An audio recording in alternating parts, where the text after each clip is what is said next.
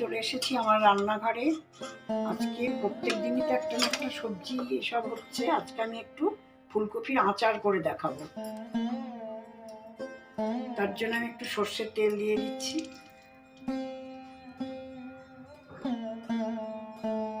গরম হয়ে গিয়েছে, কপিগুলো একটু ভেজে নেব।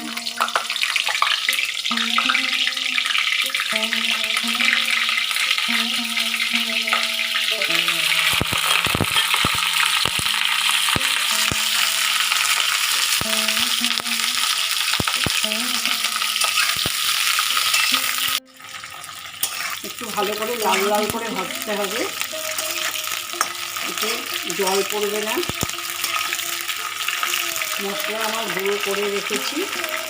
এটা একটা আচারটা হচ্ছে একটু রাজস্থানী, আমার একটা স্মৃতির ব্যাপার আছে। আমার এক বান্ধবী ছিল রাজস্থানী, সে এখন আর নেই আমাদের মধ্যে।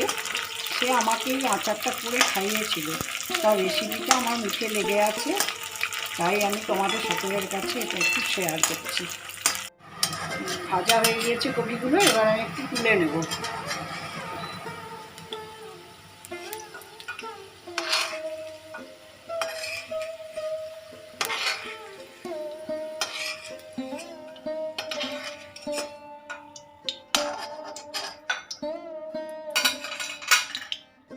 এবারে আচারটায় দেওয়ার জন্য আমি একটু মেথি রেখেছি, মেথি, শুকনো লঙ্কা, মৌরি একটু ফোড়নে দিলাম।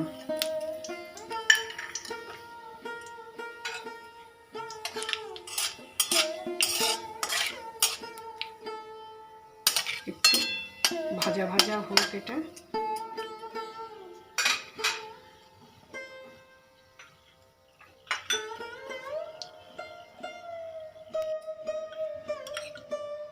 এবার আমি তেঁতুল নিয়ে এসে জল দিয়ে ভিজিয়ে রেখে মাড়িটা বার করে নিয়েছি। একটু তেঁতুল দিলাম।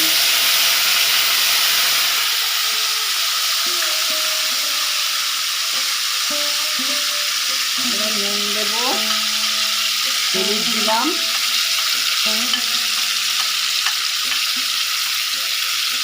চিনি দিয়ে দেবো। আর একটা মশলা ভাজা করে রেখেছিলাম, 5 ফোড়ন আছে, মৌরি আছে, মেথি আছে, আর কালো সর্ষে আর শুকনো লঙ্কা আছে, সব ভেজে আমি গুঁড়ো করে রেখেছি। সেটা একটু দিয়ে দিলাম, আর একটু রাখবো, লাস্টে একটু দেবো।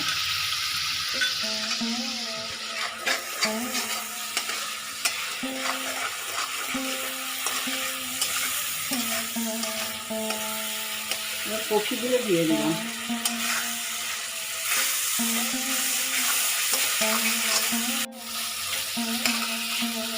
এবার একটু সাদা ভিনিগার দেবো।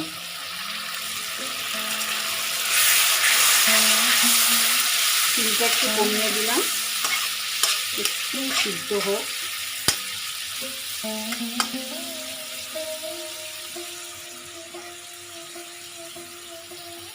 ফ্লেমটা একটু কমিয়ে দিই।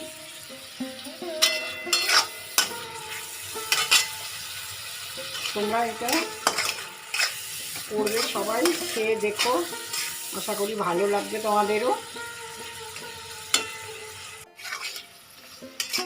চন্দনার রান্নাঘর, সেখান থেকে আমি আমার কবিতা রান্নাঘর থেকে জানাচ্ছি। পা কেমন আছে আপনার? আপনি পাশে থাকার জন্য অনেক অনেক ধন্যবাদ। সুস্থ হয়ে উঠুন, আমার খুব ভালো লেগেছে।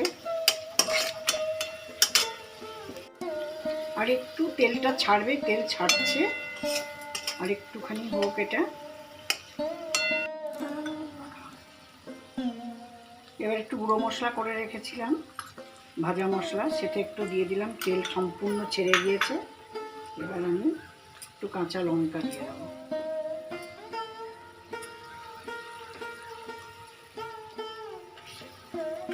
হয়ে গিয়েছে, এবার নামিয়ে নিয়ে আমি ঢেলে ফেলি একটা বলে।